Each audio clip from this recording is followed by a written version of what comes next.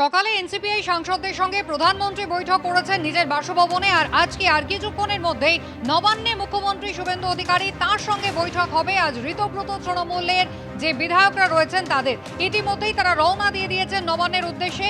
আর কিছুক্ষণের মধ্যে মুখ্যমন্ত্রীর সঙ্গে এই বৈঠক হবে। কৃষ্ণেন্দু অধিকারী আমাদের প্রতিনিধি রয়েছেন আমাদের সঙ্গে। কৃষ্ণেন্দু, কারা কারা যাচ্ছেন আজকের এই বৈঠকে? গতকালই মুখ্যমন্ত্রী বলেছিলেন ঋতব্রত তৃণমূলের 10 জনকে তিনি আমন্ত্রণ জানিয়েছেন। দেখো, কিছুক্ষণ আগেই বিধানসভা থেকে রাজ্যের বিরোধী দলনেতা ঋতব্রত বন্দ্যোপাধ্যায়ের নেতৃত্বে 12 জন বিধায়ক তারা নবান্নের উদ্দেশ্যে বেরিয়েছেন।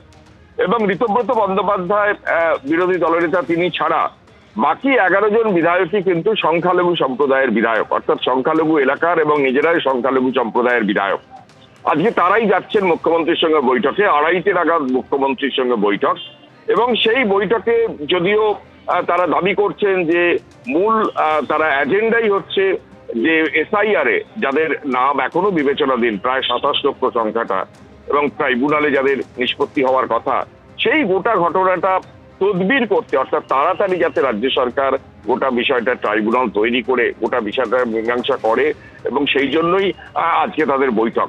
কিন্তু সেই অর্থে রাজ্যের বিরোধী দল তৃণমূল যেহেতু ভেঙে গেছে, এবং সেই তৃণমূল থেকে একটা বড় অংশ ঋতব্রত তৃণমূলে গেছে, এবং সেই পরিষদীয় দলের সঙ্গে প্রথম মুখ্যমন্ত্রীর সঙ্গে অফিসিয়াল বৈঠক, অর্থাৎ আজকে মুখ্যমন্ত্রীর সঙ্গে বিরোধী দলের প্রথম অফিসিয়াল বৈঠক। যদিও এই বৈঠক যারা যাচ্ছেন তাদের নিয়ে বিতর্ক আছে, কারণ কালীঘাট তৃণমূলের তরফ থেকে বারবার অভিযোগ করা হচ্ছে যে এই বৈঠক আসলে সেটিং এর বৈঠক। অর্থাৎ এই বৈঠক দিল্লিতে যেমন এনসিপিআই এর সঙ্গে বৈঠক করেছেন মুখ্যমন্ত্রী তাদের সদস্যদের সঙ্গে যারা এনডিএর সহযোগী, এখানেও ঋতব্রত তৃণমূল যারা আছেন তারা আসলে বিজেপির সহযোগী, এবং বিজেপির সহযোগী হিসেবেই তারা বিরোধী দলের মর্যাদা পেয়েছেন, এমনটাই দাবি করছেন কালীঘাট তৃণমূল।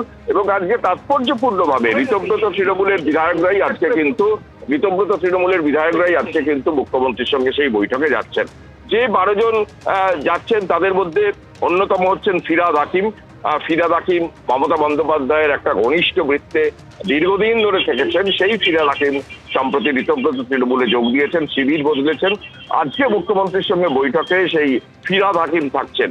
এবং যে বিধায়করা সংখ্যালঘু এলাকার বিধায়ক, যারা গোলাম রাব্বানি বা সাবিনা ইয়াসমিন, নূর আলম, ইমানি বিশ্বাস, রাহাত হোসেন, এরা বাহারুল ইসলাম, আখরুজ্জামান তো থাকছেনই, তিনি চিফ হুইপ, তিনি মুখ্যমন্ত্রীর কাছে আজ আবেদন জানিয়েছিলেন একটা সাক্ষাতের জন্য। অর্থাৎ মোট 12 জন সংখ্যালঘু বিধায়ক, 11 জন সংখ্যালঘু বিধায়ক এবং ঋতব্রত বন্দ্যোপাধ্যায় বিরোধী নেতা, তারা আজকে মুখ্যমন্ত্রীর সঙ্গে বৈঠক করতে যাচ্ছেন। ইতিমধ্যে তারা বিধানসভায় একসঙ্গে এসে জড়ো হয়েছিলেন, এবং সেই বিধানসভা থেকেই তারা নবান্নের উদ্দেশ্যে রওনা হয়েছেন। কিছুক্ষণের মধ্যেই নবান্নে পৌঁছে যাবেন, এবং 2:30 নাগাদ তাদের এই বৈঠক হবে। এই বৈঠকে একদিকে যেমন তাদের যে এজেন্ডার কথা বলছেন যে তারা এসআইআর নিয়ে কথা বলবেন, মানুষের সমস্যার সমাধানের কথা বলবেন, তেমনি একটা রাজনৈতিক ভাবেও চর্চার এই বিষয় হয়ে উঠছে আজকের এই বৈঠক। কারণ তুমি জানো, রাজ্যের মুখ্যমন্ত্রী তিনি দিল্লিতে গিয়ে দুদিন আগেই এনসিপিআই এর যারা সাংসদ, যারা এনডিএর সহযোগী হিসেবে নিজে কাজ করবেন বলে ঘোষণা করেছেন, তারা কিন্তু তাদের সঙ্গে বৈঠক করেছেন। এবং আজকে স্বয়ং প্রধানমন্ত্রী আজকে সেই সাংসদদের সঙ্গেও আজকে প্রাতরাশ সেরেছেন। প্রধানমন্ত্রী যখন দিল্লিতে প্রাতরাশ সারছেন সকালে, তখন দুপুরে মুখ্যমন্ত্রী এ রাজ্যের যে বিরোধীদের নিয়ে এত প্রশ্ন আছে, যে বিরোধীদের নিয়ে নানা অভিযোগ আছে কালীঘাট তৃণমূলের তরফে, সেই বিরোধীদের নিয়ে তিনি বৈঠক করছেন। এবং এই বৈঠকের পর কি হয় এবং এই বৈঠকের পর রাজনৈতিক কি বার্তা পাওয়া যায় সেই এখন দেখার। কৃষ্ণেন্দু, তুমি আমাদের সঙ্গে থাকো। ছবি আপনারা দেখতে পাচ্ছেন যে সময় রওনা দিয়েছেন ঋতব্রত তৃণমূলের বিধায়করা, ঋতব্রত বন্দ্যোপাধ্যায়, আখরুজ্জামানরা রয়েছেন, দেখতেই পাচ্ছেন সন্দীপন সাহা, ফিরহাদ হাকিম, এরা কিন্তু আজকে 10 জন রওনা দিলেন। কৃষ্ণেন্দু অধিকারী আমাদের সঙ্গে রয়েছেন। কৃষ্ণেন্দু, একেবারে এসআইআর নিয়ে মূলত এখনো পর্যন্ত যাদের নামের কোনো বন্দোবস্ত হয়নি, অর্থাৎ 20 লক্ষ যারা অ্যাপ্লাই করেননি মুখ্যমন্ত্রী জানিয়েছিলেন, এবং 7 লক্ষ যারা এখনো অ্যাপ্লাই করেছেন, মূলত এই এসআইআর সমস্যার সমাধানের কথা বলতেই কি আজকে ঋতব্রত তৃণমূলের বিধায়করা তারা যাচ্ছেন নবান্নে?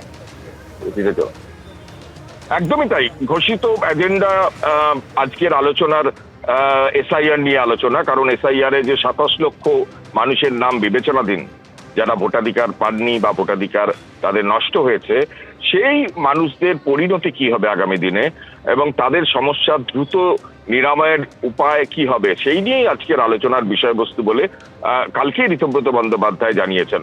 এবং সেক্ষেত্রে তারা দাবি করছেন যে যাতে ট্রাইব্যুনাল তৈরি করে এবং আরো গ্রামে গ্রামে বেশি বেশি ট্রাইব্যুনাল তৈরি করে বা প্রত্যন্ত এলাকায় যাতে এই মীমাংসাটা দ্রুত হয়। গোটা বিষয়টা আদালতের বিবেচনাধীন, কিন্তু গোটা বিষয়ের যে এই মীমাংসার জন্য যে একটা সময়সীমা ছিল, সেই সময়সীমা যাতে আরো কমিয়ে আনে, তাড়াতাড়ি করে তাদের একটা স্বীকৃতি দেওয়া যায়, সেই বিষয়টাই আজকের আলোচনার বিষয়বস্তু। কিন্তু সেই অর্থে এই বিষয় নিয়েই আলোচনা হবে এমনটাই ঋতব্রত বন্দ্যোপাধ্যায় শিবিরের তরফে জানানো হয়েছে। মুখ্যমন্ত্রীও কালকে জানিয়েছিলেন। এবং এই আজকের বৈঠক নিয়ে আরো তাৎপর্যপূর্ণ কৌতূহল তৈরি হয়েছে এই কারণেই যে এই ঋতব্রত তৃণমূল যে বিরোধী দল রাজ্যের, সেই ঋতব্রত তৃণমূলের সঙ্গে মুখ্যমন্ত্রীর এটা প্রথম পরিষদীয় দলের সঙ্গে বৈঠক, অফিসিয়াল প্রথম বৈঠক। সেই অর্থে প্রথম বৈঠক নিয়ে একটা কৌতূহল তৈরি হয়েছে। এবং যে ঋতব্রত তৃণমূল রাজ্যের বিরোধী দল এবং সেই বিরোধী দলের মর্যাদা পেয়েছে এবং বিরোধী দলের দলনেতার মর্যাদা পেয়েছেন ঋতব্রত বন্দ্যোপাধ্যায়, সেই ঋতব্রত তৃণমূলের সঙ্গে মুখ্যমন্ত্রীর বৈঠক এর একটা রাজনৈতিক বার্তাও তাৎপর্যপূর্ণ। কারণ এই বিরোধী দল নিয়ে নানা বিতর্ক রয়েছে এবং কালীঘাট তৃণমূলের তরফ থেকে প্রায় রোজই তাদের অভিযোগ করা হয় যে এই ঋতব্রত তৃণমূলের বিধায়করা কার্যত বিজেপির সঙ্গে সহযোগী হিসেবে কাজ করেন, বিজেপির এজেন্ডা ফুলফিল করেন এবং বিজেপির সহযোগী হিসেবেই তাদের পরিচিত। এবং এই যে অভিযোগ শুরু থেকে বয়ে বেড়াতে হয়েছে ঋতব্রত তৃণমূলদের, সেইখানে আজকের এই বৈঠকের একটা রাজনৈতিক তাৎপর্য রয়েছে। এবং যদিও তারা বলছেন এসআইআর নিয়ে আলোচনায় যাবেন, কিন্তু তুমি জানো যে দিল্লিতে যেমন এনসিপিআই সাংসদদের সঙ্গে প্রধানমন্ত্রী বৈঠক করছেন, কখনো কখনো এনডিএর বৈঠকে তারা হাজির হচ্ছেন, কখনো তারা এনডিএর সহযোগী হিসেবে এনডিএর বৈঠকে হাজির হচ্ছেন, কেন্দ্রীয় স্বরাষ্ট্রমন্ত্রীর সঙ্গে বৈঠক করছেন। এবং সবচেয়ে লেটেস্ট যেটা যে আজকে সকালেই প্রাতরাশ সেরেছেন প্রধানমন্ত্রী এনসিপিআই এর যারা সাংসদ তাদের সঙ্গে, এবং সেখানেও মুর্শিদাবাদের 3 জন সংখ্যালঘু সাংসদ পর্যন্ত ছিলেন। এবং এই বিতর্কের মধ্যে দিল্লিতে যখন তৃণমূলের ভোটে জেতা সাংসদরা তারা তৃণমূল থেকে সরে গিয়ে এনসিপিআই এ যোগ দিয়ে এনডিএর সহযোগী হিসেবে নিজেদের ঘোষণা করে প্রধানমন্ত্রীর সঙ্গে বৈঠক করছেন বা প্রাতরাশ সারছেন, ঠিক তখন তার কয়েক ঘন্টা পরে দুপুরে 2:30 নাগাদ মুখ্যমন্ত্রী বৈঠক করছেন রাজ্যের প্রধান বিরোধী দল তৃণমূল কংগ্রেসের সঙ্গে, যে তৃণমূল কংগ্রেস ঋতব্রত তৃণমূল কংগ্রেস নামে পরিচিত। এবং সেই ঋতব্রত শিবিরে যারা আছেন তারা প্রত্যেকেই তৃণমূলের টিকিটে জিতে এসছেন এবং তৃণমূলের অনেকে শিবির বদল করেছেন। ফিরহাদ হাকিমের মতো মমতা বন্দ্যোপাধ্যায় সঙ্গীরা তারা পর্যন্ত আজকের এই বৈঠকে প্রতিনিধি দলে আছেন। সব মিলিয়ে এর একটা রাজনৈতিক তাৎপর্যও আছে। একেবারে অত্যন্ত রাজনৈতিকভাবে তাৎপর্যপূর্ণ আজকের এই বৈঠক। যখন আজকে ব্রেকফাস্ট টেবিলে এনসিপিআই সাংসদদের সঙ্গে বৈঠক করলেন প্রধানমন্ত্রী, ঠিক সেই দিনই কয়েক ঘন্টার ব্যবধানে বিধানসভার পরিষদীয় দলের সঙ্গে প্রথমবার রাজ্যের মুখ্যমন্ত্রী তিনি বৈঠক করতে চলেছেন। বৈঠকে যোগ দিতে যাচ্ছেন, দেখতেই পাচ্ছেন ঋতব্রত বন্দ্যোপাধ্যায় রয়েছেন, ফিরহাদ হাকিম, গোলাম রব্বানী, আখরুজ্জামানরা।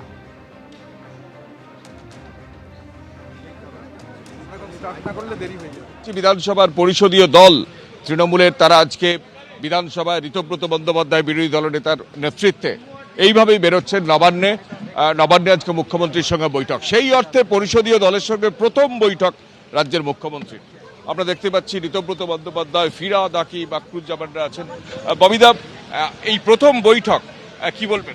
কিছু ইস্যু আছে, সেগুলো নিয়ে আমি আলোচনা করতে যাচ্ছি। এই ইস্যুগুলো আলোচনা হয়ে গেলে আমরা নিশ্চিতভাবে আপনাদের এসে বলবো। এসআইআর এর একটা বড় অংশের নাম বাদ গেছে, সেটা নিয়ে কি করা যায়, গভর্নমেন্টের কি করণীয়, সেটা নিয়ে আলোচনা আমরা এসে আমরা দেখতে পাচ্ছি ফিরহাদ হাকিম, আখরুজ্জামান, তারা আজকে 27 লক্ষ লোকের নাম আজকে আর্যসে পেন্ডিং আছে। এই নামগুলো যাতে অবিলম্বে তারা ভোটার তালিকায় স্থান পায়। একটা লাস্ট প্রশ্ন হচ্ছে, কালীঘাট তৃণমূলের থেকে অভিযোগ করা হচ্ছে যে এটা সেটিং এর বৈঠক। দেখুন, ওরা অনেক কিছু বলবে, আমাদের কাজ আমরা করব, মানুষের জন্য আমরা আছি, মানুষের জন্য লড়াই করে যাব। কালীঘাটকে বলতে দিন। অর্থাৎ এই যে পরিষদীয় দল আজকে ঋতব্রত বন্দ্যোপাধ্যায়ের নেতৃত্বে আমরা দেখতে পাচ্ছি সেই ছবি। ঋতব্রত বন্দ্যোপাধ্যায় বিরোধী দলনেতা গাড়িতে উঠেছেন, ফিরহাদ হাকিম, আক্রুজ্জামান, মোট 12 জন প্রতিনিধি, এবং ঋতব্রত বন্দ্যোপাধ্যায় ছাড়া বাকিরা সবাই সংখ্যালঘু সম্প্রদায়ের বিধায়ক। তারা আজকে একজোট হয়ে একসঙ্গে তারা বিধানসভা থেকে বেরিয়ে নবান্নের পথে যাচ্ছেন। শুভেন্দু অধিকারীর সঙ্গে তারা বৈঠক করবেন। তারা বলছেন যে এসআইআর নিয়ে তাদের একাধিক অভিযোগ আছে, সেই বিষয়টা তারা রাখবেন, সেটাই হচ্ছে এজেন্ডা। কিন্তু যখন দিল্লিতে শুভেন্দু অধিকারী বারবার একাধিকবার এনসিপিআই এর মানে যারা সাংসদ তাদের সঙ্গে বৈঠক করেছেন ইন্ডিভিজুয়ালি, কখনো একসঙ্গে, আজকে প্রধানমন্ত্রীর সঙ্গে বৈঠক করেছেন এনসিপিআই এর তারা সদস্যরা যারা এনডিএর সহযোগী। সেখানে রাজ্যের যারা বিরোধী দল, ঘোষিতভাবে বিরোধী দলনেতার নেতৃত্বে তারা আজকে মুখ্যমন্ত্রীর সঙ্গে বৈঠক করতে যাচ্ছেন। এখন বৈঠকের পর কি হয়, রাজ্য রাজনীতিতে তার কি প্রভাব পড়ে, সেটাই এখন দেখা। ক্যামেরায় সুবীর রায়ের সঙ্গে কৃষ্ণেন্দু অধিকারী, এবিপি আনন্দ, কলকাতা। আর কিছুক্ষণের মধ্যে ঋতব্রত তৃণমূলের বিধায়কদের সঙ্গে মুখ্যমন্ত্রী শুভেন্দু অধিকারীর বৈঠক নবান্নে। ইতিমধ্যেই ঋতব্রত তৃণমূলের বিধায়করা তারা নবান্নে পৌঁছে গিয়েছেন। সরাসরি আমাদের প্রতিনিধি উজ্জ্বল মুখোপাধ্যায় আমাদের সঙ্গে রয়েছেন। যদিও উজ্জ্বল, ঋতব্রত তৃণমূলের বিধায়করা তারা বলছেন যে এসআইআর এ যাদের নাম বাদ গেছে সেই বিষয়টা নিয়ে তারা মুখ্যমন্ত্রীর সঙ্গে আলোচনা করবেন, কিন্তু আজকের এই বৈঠক রাজনৈতিকভাবেও যথেষ্ট তাৎপর্যপূর্ণ এমনটাই কিন্তু মনে করা হচ্ছে।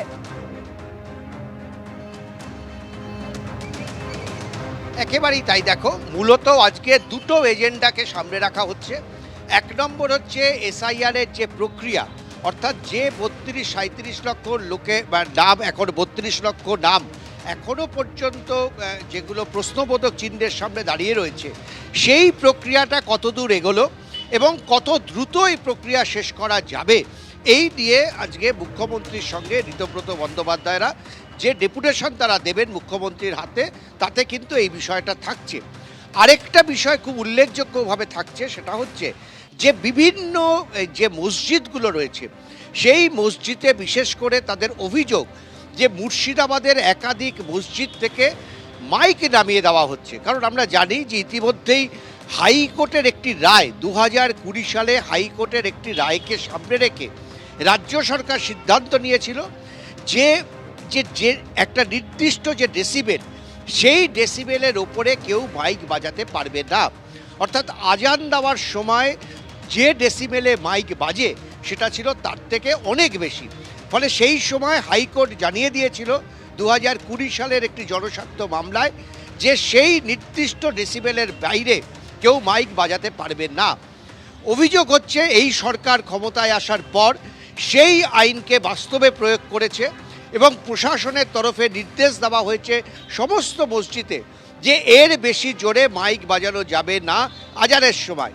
কিন্তু মুর্শিদাবাদ এবং মালদা, মূলত এই দুটো জেলা থেকে এই অভিযোগ আসতে শুরু করেছে যে বেশ কয়েকটি জায়গায় পুলিশ মাইক নামিয়ে দিচ্ছে মসজিদের ওপর থেকে। এক্ষেত্রে মুখ্যমন্ত্রী গতকাল তার বক্তব্য খুব স্পষ্ট করেছেন। মুখ্যমন্ত্রী বলেছেন এই আইন 2020 সালের আইন, ফলে সেটাকে বাস্তবায়িত করছে। কোথাও মাইক নামিয়ে দেওয়া হচ্ছে না। যারা এই নিয়ম মানছেন না তাদের সাথে গিয়ে প্রশাসন কথা বলছে।